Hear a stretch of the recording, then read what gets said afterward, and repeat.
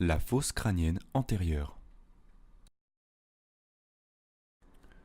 La fosse crânienne antérieure constitue la partie la plus antérieure et crâniale de la base du crâne. Cet étage est situé en avant de la fosse crânienne moyenne.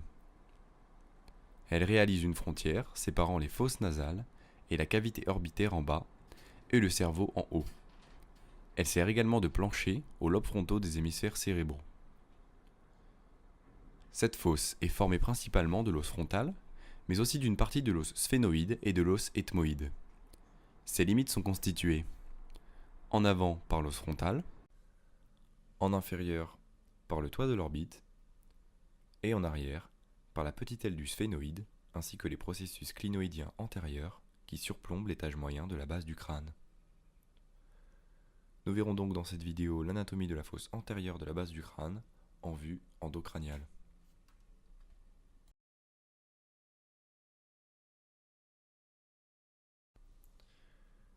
L'étage antérieur est formé de 3 os. Tout d'abord, l'os frontal, qui est la limite antérieure de cet étage crânien. Impair et médian, cet os plat est partiellement pneumatisé. En effet, il est creusé des 2 sinus frontaux. Au niveau de l'étage antérieur, il s'articule avec l'ethmoïde et le sphénoïde. On y trouve, au niveau médian, la crête frontale. Elle est un des points d'attache de la faux du cerveau, en formant la gouttière du sinus sagittal ou sinus longitudinal supérieur. Rappelons que cette faux constitue l'extension verticale de la dure mère, séparant partiellement les 2 hémisphères cérébraux. Immédiatement en arrière de la crête frontale se trouve le foramen cecum.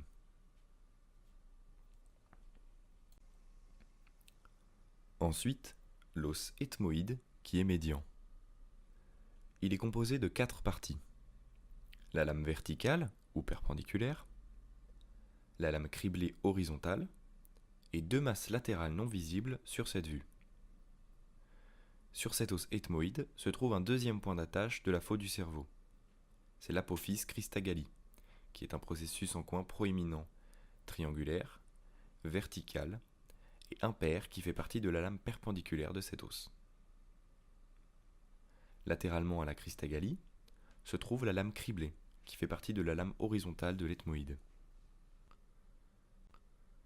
De chaque côté, il existe 2 autres petits foramen sur l'ethmoïde. Ce sont les foramen ethmoïdaux.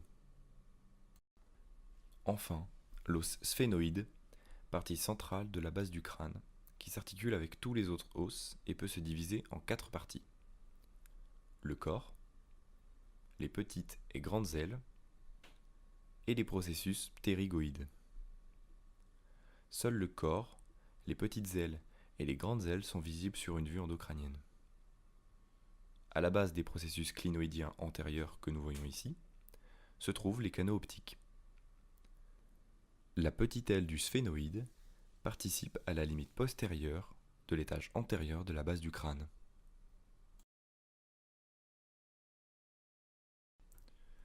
Détaillons maintenant les foramen présents à cet étage.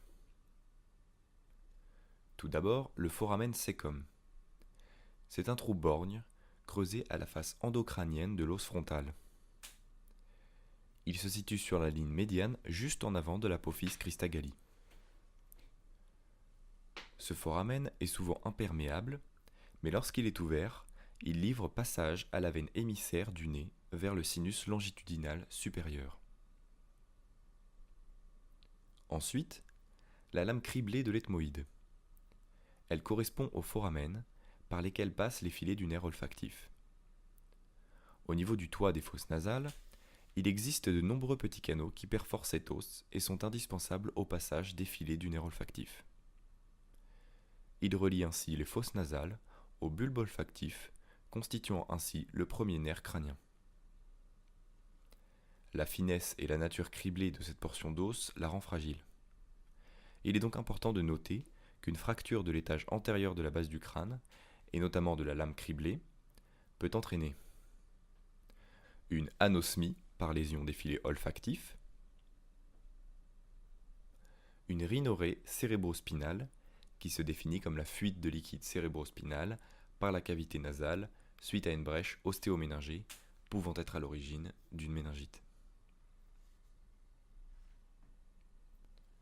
Continuons avec le prochain foramen, le canal optique.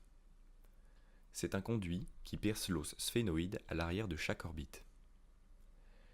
Il permet au nerf optique et à l'artère ophtalmique de pénétrer la cavité orbitaire.